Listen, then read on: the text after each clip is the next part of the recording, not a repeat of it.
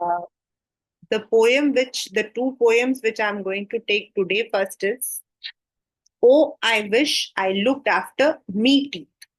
तो आप लोगों ने पोयम अभी किया था थोड़े टाइम पहले ही, तो you would be remembering that why the poet had use the word me.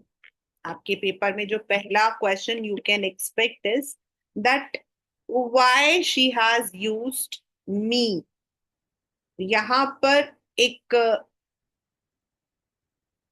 old English के according she has used, and also to give a rhyming pattern to her poem, she has used the word me, and it is oh I wished I looked after my two.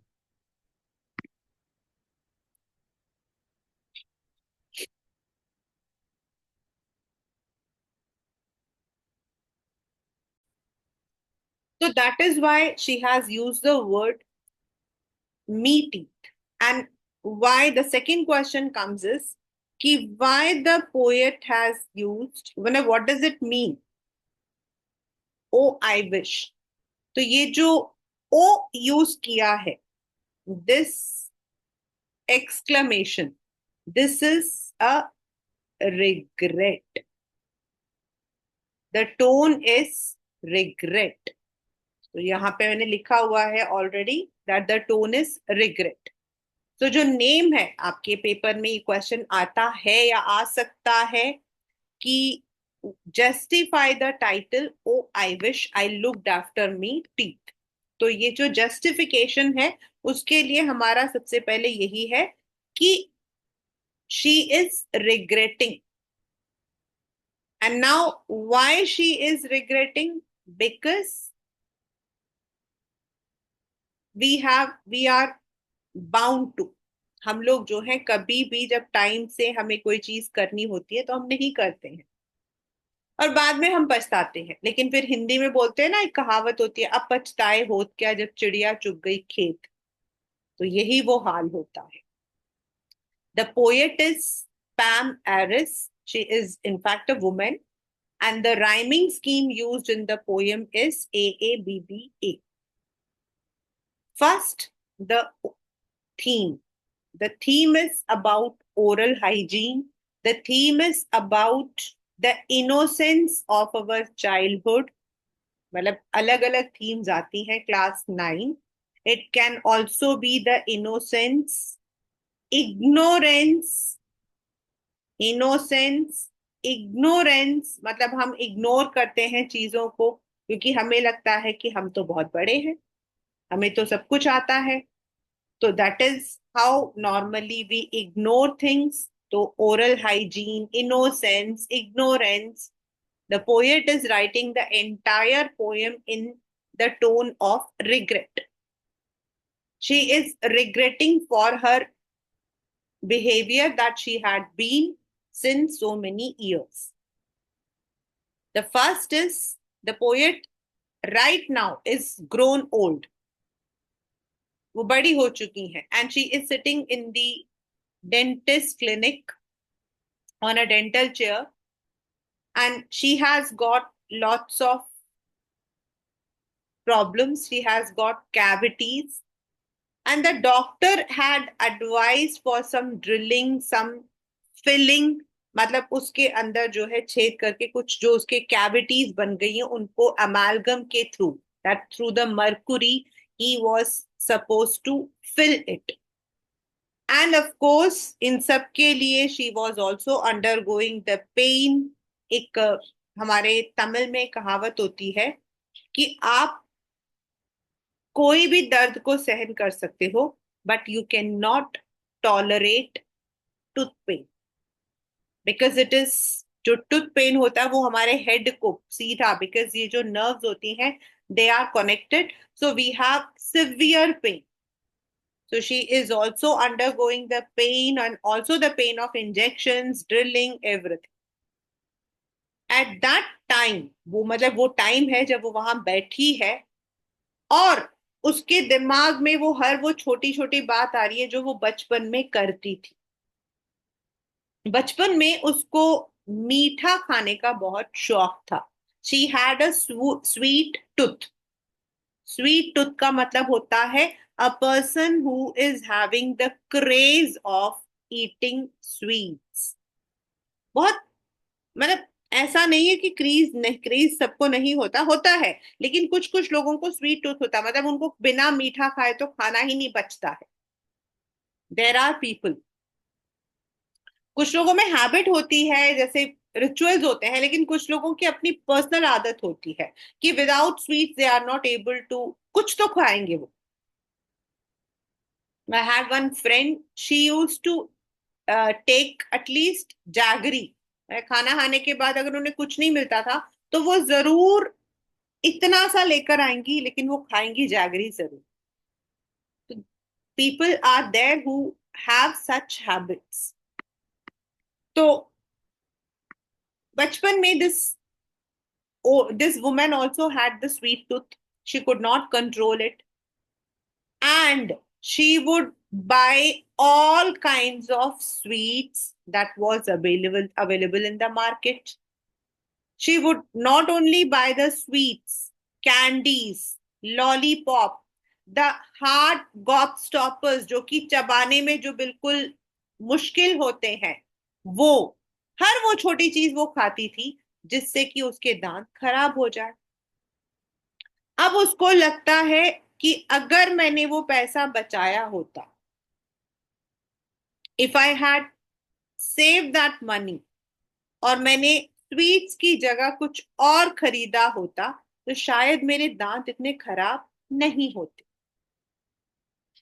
And then when her mother would tell her to look after her teeth, brush करो, तो उसको जो है, she would think that it is a wastage of time। जितनी देर में वो बैठकर brush करेगी उतने देर में वो कुछ और स्वीट्स खा लेगी। Why to waste time on brushing? और उसके लिए ब्रशिंग करना was just a simple formality. Brush करना उसके लिए it was a formality. Why I am saying this, आपके बुक में ये वाला लिखा हुआ है कि I would show up the brush. मैं सिर्फ ब्रश दिखाती थी। तो ब्रश दिखाने का मतलब है द फॉर्मेलिटी, मतलब जस्ट फॉर्मेलिटी के लिए वो जो है ब्रश करती थी। उसको लगता था एक प्रॉपर तरीके से ब्रश करना, up and down, round and round, वो जो है that was extreme waste of time. ना वो अपने दांतों के ब्रश ब्रश प्रॉपरली करती थी, ना ब्रश मतलब कि कब चेंज करना है, क्या करना, he never knew anything. Now when she was grown up, when she now had to face the consequence of her actions, कभी ना कभी तो हमें अपने एक्शंस का कॉन्सिक्वेंस लाना पड़ता है, और अब उसके दांत जो है वो जवाब दे चुके थे।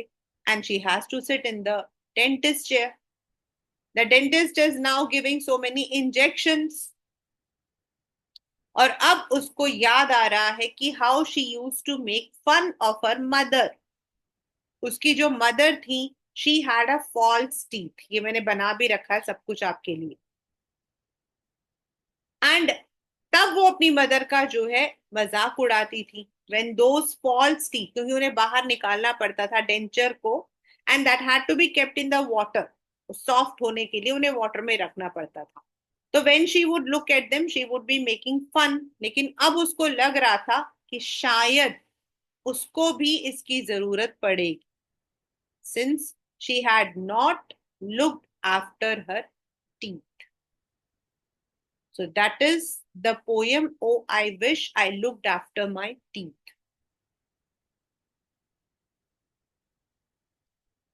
The message, of course, एक आपका मैसेज ऑलरेडी जो आपका थीम है, that is itself a message। Sometimes we do not understand the, जो हमारे प्रेजेंट एक्शंस होते हैं, जो हमने वो पढ़ा था रोड नॉट टेकन, उसमें एंड में पोएट कहता है कि that is what all the difference I have made. जो हमारे पास्ट एक्शंस होते हैं, दोज आर द दैट वो हमारे कॉन्सिक्वेंसेस होती हैं जो हम बाद में सहते हैं, चाहे सही काम किया हो या गलत। पूरे साल मेहनत करते हैं तो एंड में रिजल्ट अच्छा आता है। Similarly, if she would have taken care in the past, तो अभी उसको इतनी तकलीफ नहीं देखनी पड़ती। तो हमारे जो पास्ट एक्शंस होते हैं, they are the guide to our present situation. और टाइम रहते हुए, व्हाट वी से इन अनदर वर्ड इज, एक बहुत ही सुंदर सी कहावत है, prevention is better than cure.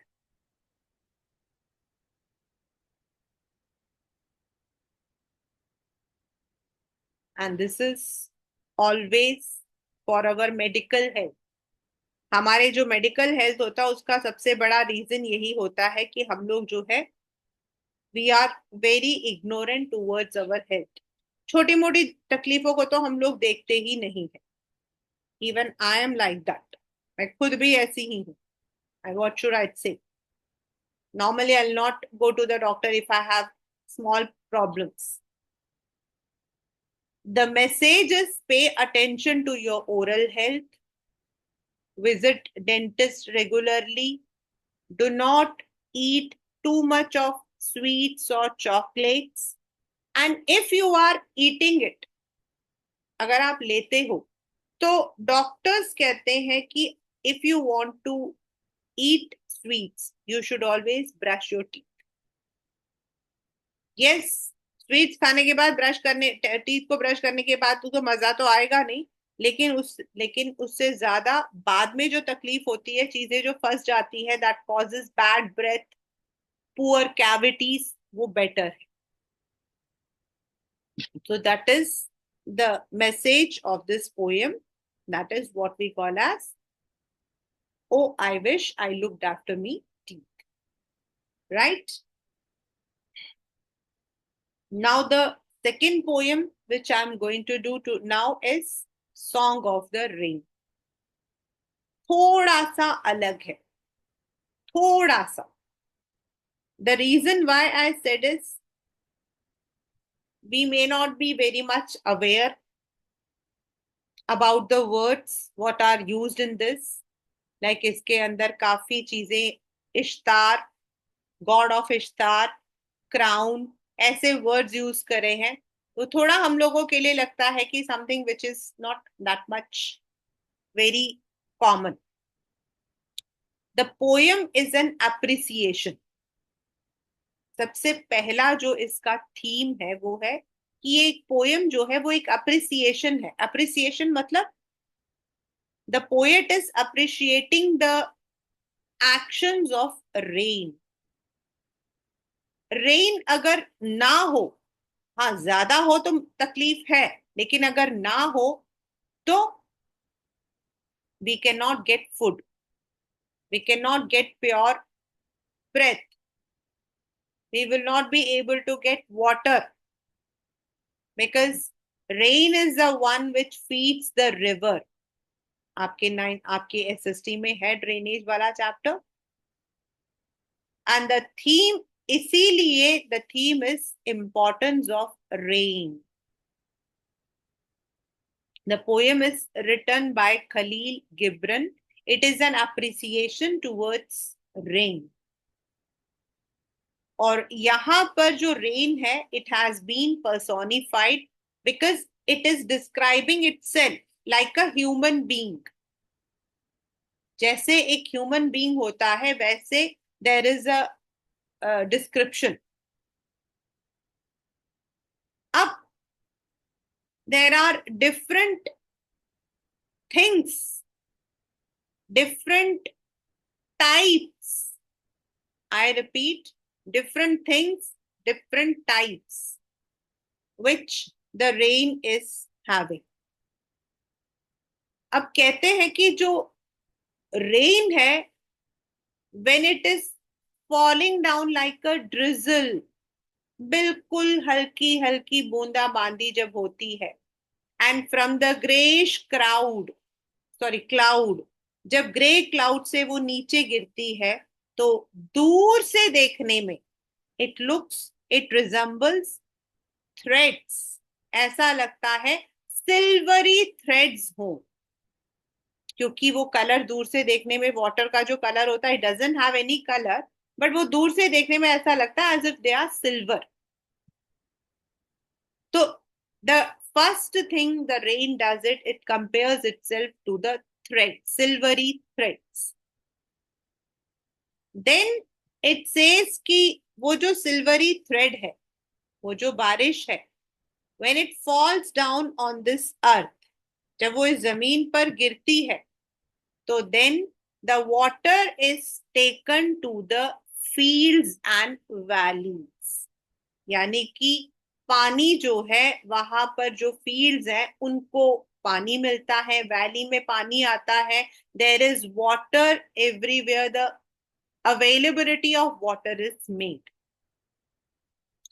Then next, it compares itself to the pearls. When water falls like a dew, यानी कि ओस की बूंदों की तरह जब वो थोड़ा थोड़ा गिरती है, in the very early morning, dawn मतलब DAWN, डॉन मतलब अर्ली मॉर्निंग, अराउंड 5-6 o'clock अगर आप ग्रास पे जाओगे ना, तो आपको दूर से घास ऐसा लगेगा जैसे घास के ऊपर मोतियां चमक रही हैं।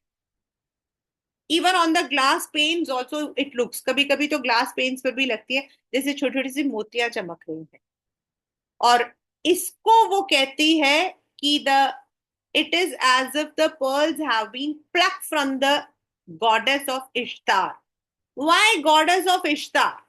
बिकॉज जो गॉडेस ऑफ इश्तार है, that is the goddess of fertility, जो बच्चों को मतलब कि बच्चे देती है, the one for our children, यानी कि which gives fertility.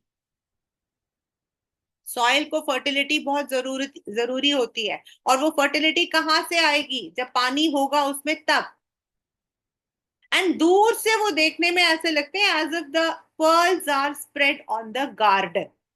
It embellishes, embellishes मतलब डेकोरेट्स इट, ऐसा लग रहा the garden has been decorated with the beautiful pearls which have been plucked from the goddess of Ishtar, उनके crown से निकाल के वहां फैला दिया गया, मतलब it is giving the beauty, साथ में वो उस ब्यूटी को भी डिस्क्राइब कर रहे हैं।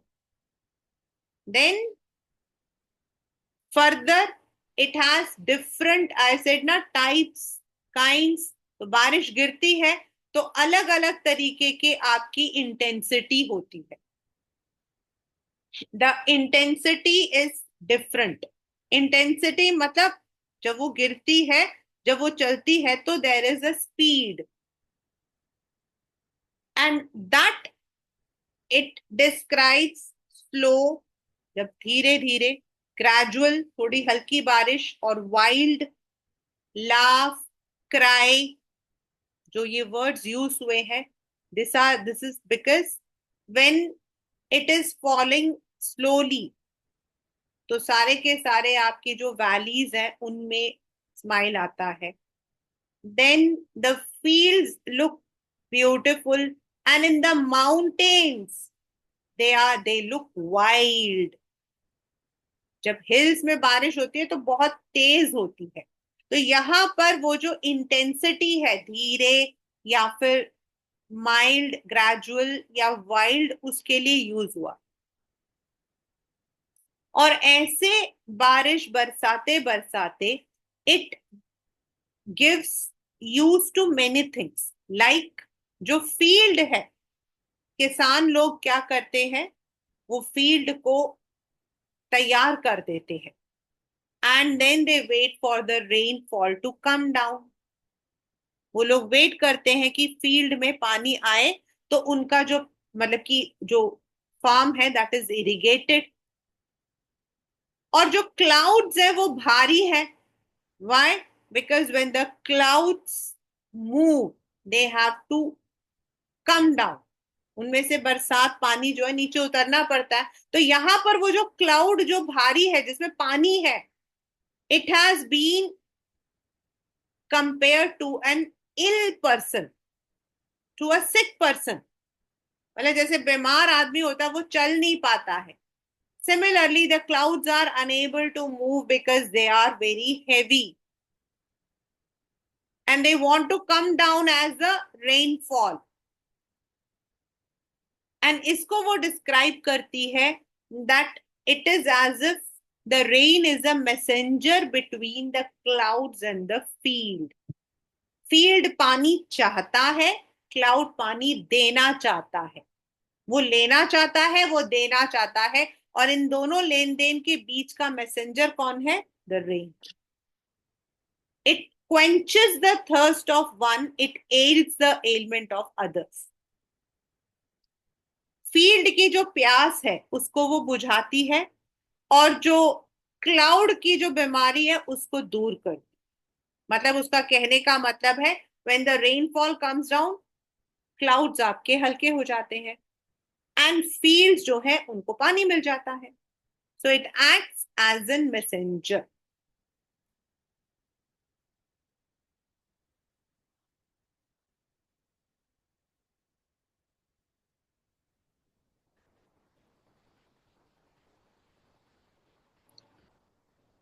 When the rainfall comes, before the rainfall, normally we hear the thunder. जो थंडर होता है दैट अनाउंसेस द अराइवल. जब बादल तेज गरज रहे होते हैं हम क्या बोलते हैं? लग रहा बारिश आने वाली है. It looks as if the rain is going to come. And once the rain falls down and then the sun rays come, so that forms the VIBGYOR. और वो फॉर्म कर लेते हैं आपके विबजियोर, यानी कि rainbow. And that is it's departure. उसने कहा है कि थंडर जो है वो मेरा अराइवल है and the rainbow is it's departure. And in this manner the rain describes itself as a pure nature loving element. At the end, it compares its journey to the humans also. It compares itself to the sigh of the sea, tears of heaven, laughter of spirits. और बहुत important है ये क्या मतलब है? तो जो उसका ओरिजिनेशन है फ्रॉम द सी में से जो भाप निकल के ऊपर जा रहा है, that origination has been compare to sigh of the sea. And उसका जो नीचे गिरना है, falling down as a rainfall, it is tears of heaven. And when it is giving the smile, it is giving rain to so many fields and there is greenery everywhere, happiness everywhere. उसको बोला गया है laughter of spirits. तो जो उसका origination, उसका नीचे आना, उसका ब्रीज होना, ये सब कुछ उसने कंपेयर किया है to sigh of the sea, laughter of spirits and tears of heaven. So that is the poem, what we call as Song of the Rain. We have personification because the rain has been personified like humans. Allusion, किसी जगह, किसी इंसान से, किसी मतलब कि character से जोड़ना. यहां पर इश्तार, metaphor, symbolism, the messenger, anaphora, repetition of the words in the very beginning, alliteration, and simile. So these are the poetic devices used in this poem. And the poem is basically a theme which gives us the importance of rain.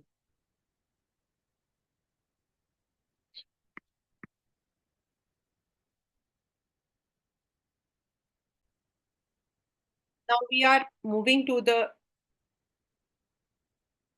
last poem, that is Seven Ages. This also you had recently done.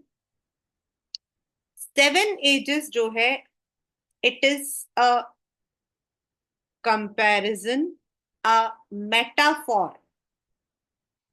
It is the comparison of human lives, the phase of human lives with the stages of any drama. With the stages of any drama. जब कोई drama आपका शुरू होता है और and होता है, उसके बीच में देयर आर डिफरेंट स्टेजेस. जैसे एक मूवी शुरू होती है, आप लोगों ने शायद ड्रामा ना देखा हो, तो ड्रामा यानी कि कोई भी मूवी ले लो. The movie starts, it begins, then there is an, एक धीरे धीरे धीरे आपका जो स्टोरी है वो बढ़ती है. There are different stages and then there is a climax and the movie ends. When a person comes on a stage, वो आता है, उसके अलग लोगों के अलग अलग रोल्स होते हैं, they perform it and the curtain of the life falls. तो जब एक स्टेज के ऊपर आपका जो कर्टन होता है वो हट जाता है, तो there are 7 different roles which are played by different people और अ मैन में हिमसेल्फ प्ले. और उसके बाद ये जो पर्दा होता है वो दोबारा से पहले उठता है, फिर वो दोबारा से डल जाता है, यानी कि एंड हो जाता है. This has been compared to the life and death of humans. इसको जो है ह्यूमन के लाइफ और डेथ से कंपेयर किया है. जो कर्टन उठता है दैट इज आपकी एंट्री, दैट इज आपका लाइफ, एंड जो कर्टन गिरता है दैट इज यूर एग्जिट, यानी कि डेथ. तो ही सेज, विलियम शेक्सपियर कहते हैं कि the whole world is a stage. जो वर्ल्ड है, all the world is a stage. That is a direct आपका मेटाफॉर कि ये जो वर्ल्ड है it is just like a stage and all the men and women are merely players. और हम जो है इस मंच के सिर्फ खिलाड़ी है. We are all only the players. जिसका पपेट, जिसका जो स्ट्रिंग है that is in the hands of God. इसका जो स्ट्रिंग है वो गॉड के पास है. And they have their exit and entrances, यानी कि उनका आना और जाना तय होता है. It is decided when they would enter, कब वो लाइफ में आएंगे, when they would get the birth and death. तो जो बर्थ एंड डेथ है that has been said as entrance and exit. And during the entire course, जो इंसान है उसके जो डिफरेंट फेजेस है लाइफ के, वो है 7. उसने उसको डिवाइड कर दिया है इनटू 7. तो जो फर्स्ट फेज है that is of an infant. Now who is an infant? Infant is a person who is helpless. जो इन्फेंट होते हैं वो हेल्पलेस होते हैं. And they do only one thing, either they would be crying, they would be drinking milk और puke करेंगे. यही उनका काम होता है. जो केयर टेकर होता है, नर्स मतलब द केयर टेकर, उनके हाथों में रहते हैं. They are helpless, small, those who need care. Here also mewling and puking आपका जो है एजोनेंस है, that is the use of vowels. In the second stage he says they become a school boy. वो जो है एक school boy की तरह होते हैं, मतलब थोड़ा बड़ा हो जाता है। And the child does not want to go to the school, मतलब whining, he is unwilling to go to the school. There is a small bag satchel which में, जिसके अंदर वो अपनी बुक्स वगैरह रख रहा है। But he is sleepy, he is tired, he doesn't want to wake up in the morning. और इसीलिए the child moves like snail. वो जो है स्नेल की तरह चलता है, धीरे धीरे घसीटते हुए, because the child does not want to, मतलब स्कूल वाला जो स्टेज होता है, नॉर्मली बच्चे जो हैं they are unwilling to go to the school. ये नॉर्मली सभी बच्चों के साथ होता है। Then the third, when he grows, थोड़ा बड़े हो जाते हैं, तो they become like lovers, sighing like furnace. अभी हमने ऊपर भी साई पढ़ा था, again simile. Sighing like furnace मतलब he would be writing stories, he would be writing some ballads, दुख भरे गाने गाना, to be lost, खोए खोए से रहना। That is one characteristic normally child people have, very sad.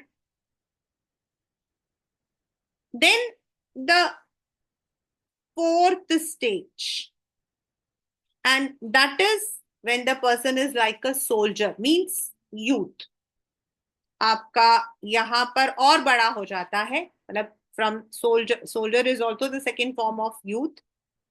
जहां पर now the person is not youth, यहां लिखा हुआ then a soldier, soldier is metaphor, वो सोल्जर नहीं है।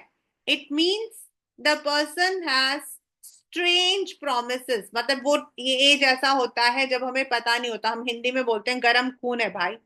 The person, normally the people are very fierce, मतलब बहुत लड़ाकू होते हैं। They are always ready to fight, हमेशा लड़ने झगड़ने के लिए तैयार रहते हैं।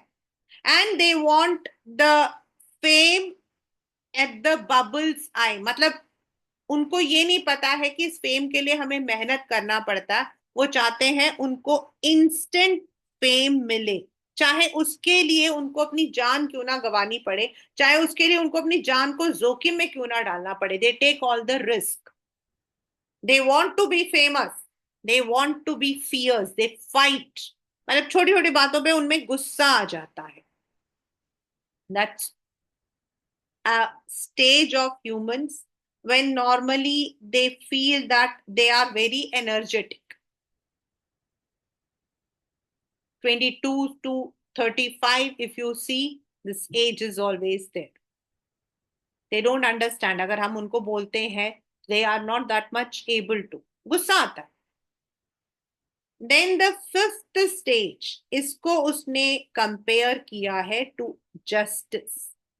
जस्टिस मतलब वेरी लॉजिकल, मतलब सोच समझ कर करना। अब उसके जो कपड़े हैं, अब जब यूथ था तो उसके, मतलब जो दाढ़ी थी, that was like a part, मतलब जैसे वो आपके लेपर्ड होते हैं, कलरफुल थोड़ा।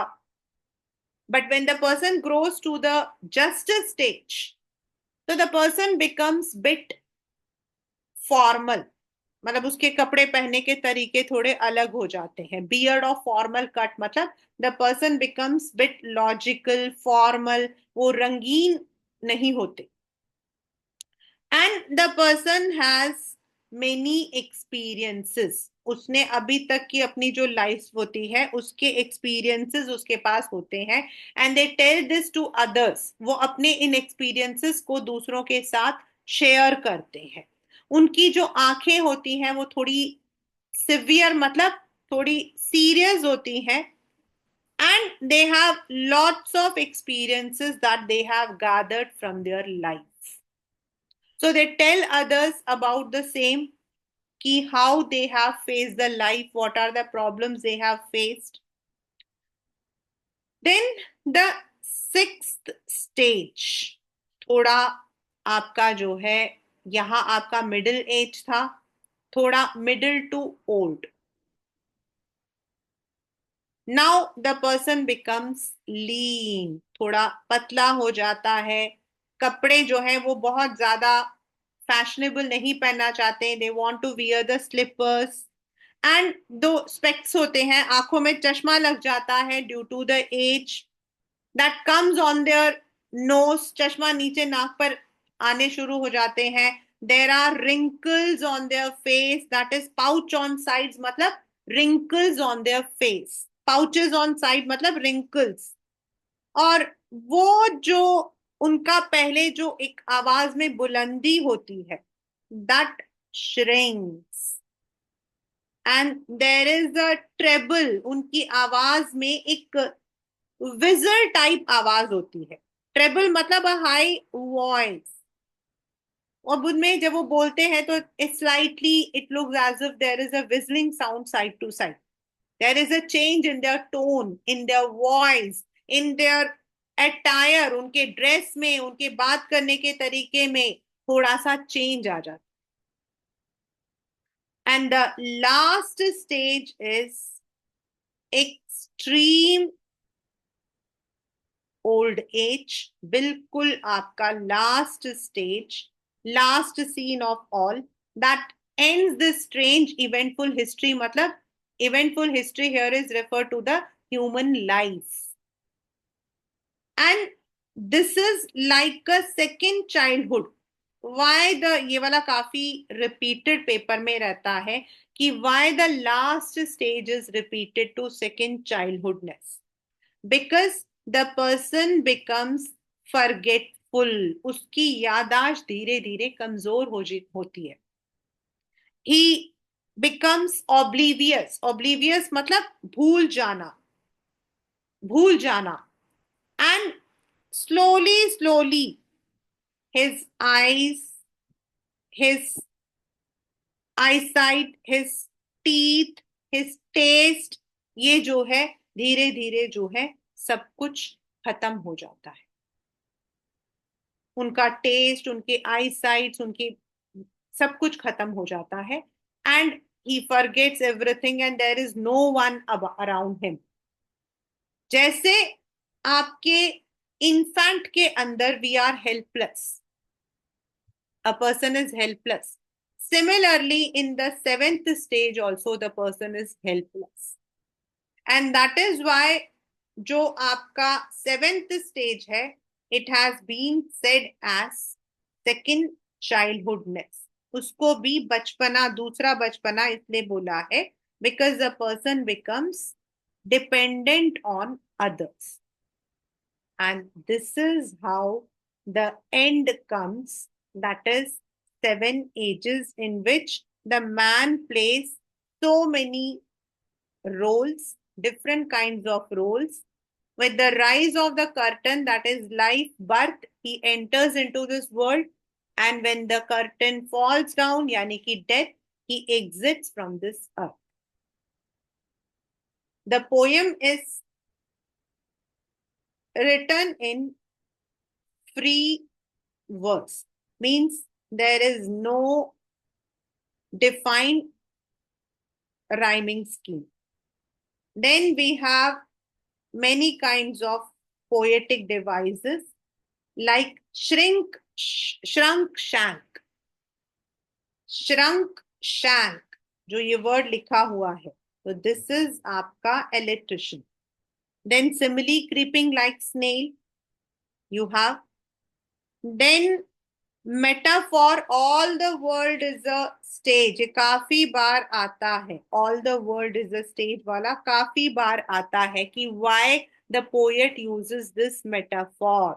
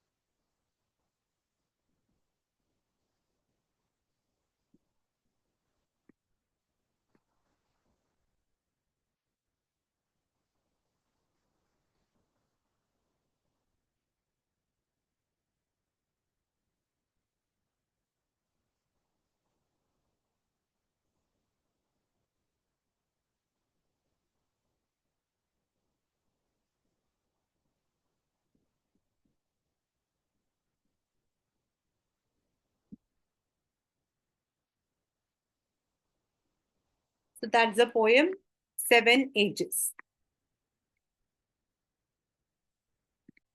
I have to say how you describe this. So when we say infancy or childhood, schoolboy, we are careless. We don't care for anything. We are getting everything from our parents. There are parents who are, हम लोग उन पर खूब dependent होते हैं. And then the lover, of course, I never had that experience. Sorry to say, I cannot share that. बाकी सब में मैं share करती हूँ, इसमें नहीं कर सकती हूँ. But yes, it is one phase when people are ready to do anything for his lady love. ऐसे बेवकूफ मैंने देखे हैं. ऐसे बेवकूफ मैंने देखे हैं. और then we have the next, that is youth. Yes, ये मैंने बहुत देखा. People are always fightful. वो झगड़ा करना चाहते हैं, लड़ना चाहते हैं. This is because हम कहते हैं जवानी का खून है. And they don't even know what they are doing. कभी कभी गाड़ी तेज चला रहे हैं, हर एक इंसान से लड़ रहे हैं, झगड़ रहे हैं. They don't even know. And they want everything to be according to their wish. उसके लिए वो उनको जितना रिस्क लेना है वो भी ले लेते हैं. बट जैसे जैसे हम थोड़े बड़े हो जाते हैं, यानी कि अगले स्टेज पर जाते हैं, धीरे धीरे जैसे जैसे एजेस हमारी कम हो जाती हैं, yes, we realise many things that we did in our infancy, school boyship या फिर youth, everything was waste. क्योंकि उससे हमें काफी चीजें जो अभी हमने ऊपर पढ़ी थी, our past actions are our present, वो चीज समझ आती है. We have so many examples. मैंने ऐसा किया था, मैंने ऐसा किया था. अच्छे लोग तो ये भी करते हैं कि अपनी गलतियां भी साथ में बताते हैं. नॉर्मली यही होता है, लोग कहते हैं हमने तो अपने जमाने में बहुत कुछ किया था. मैं तो कहती नहीं भाई, मैंने गड़बड़ भी बहुत किए थे. There are things which, so we have so many experiences. Then once the next, when we are around 56, 60, तो धीरे धीरे धीरे wrinkles मुंह पे आने शुरू हो जाते हैं. The person wants to be free, थोड़ा हल्का फुल्का कपड़ा पहनना शुरू करते हैं. आप कभी अपने घर में देखिए, दादा वगैरह होते हैं वो लोग. एंड जो एक्सट्रीम ओल्ड एज होते हैं, जो बिल्कुल बेड पर आ जाते हैं, जो बिल्कुल हेल्पलेस होते हैं, जिनकी जो कोई परवाह नहीं करता है, when they become like a child, and then the last for them is moving out. So this is very common. तो feelings हमारी जो एक है, that is always there, and they change. जो चीजें हमें बचपन में बहुत अच्छी लगती थी, बाद में लगता है कि ये बेवकूफी थी. एंड जो चीजें पहले हमें बेवकूफी लगती थी, बाद में लगता है yes, these are very important. अभी recently I was watching one, मतलब बड़ा अच्छा सा एक वो था, रील टाइप था.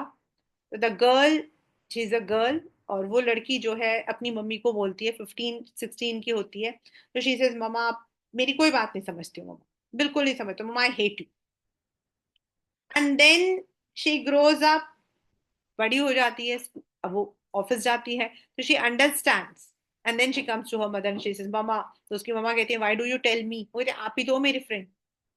ये जो डिफरेंस होता है ना, इट्स हैपेंस आवरसेल्व्स. मैं जो चीजें हमें तब लगती हैं कि यार क्यों हमारे पेरेंट्स हमें बोलते हैं, बाद में समझ आता है कि why it was said, that is justice. तो this is a gradual change of our physical changes, जो हमारी बॉडी में, हमारे जो मेंटल चेंजेस होती हैं, उनको उसने जो है 7 एजेस में बहुत खूबसूरती से डाला है, विलियम शेक्सपियर ने. As I had already told, this particular poem has been taken in many ballads.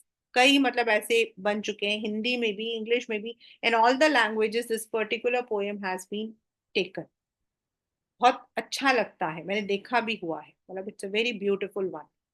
And in Hindi there is one very famous dialogue of Rajesh Khanna ji of a very famous movie Anand, very beautiful movie.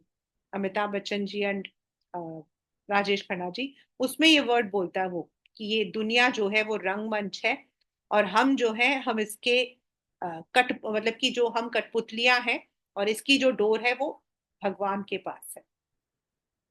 So there are so many versions of this particular poem, Seven Ages. Right? With this, our poetry section is over.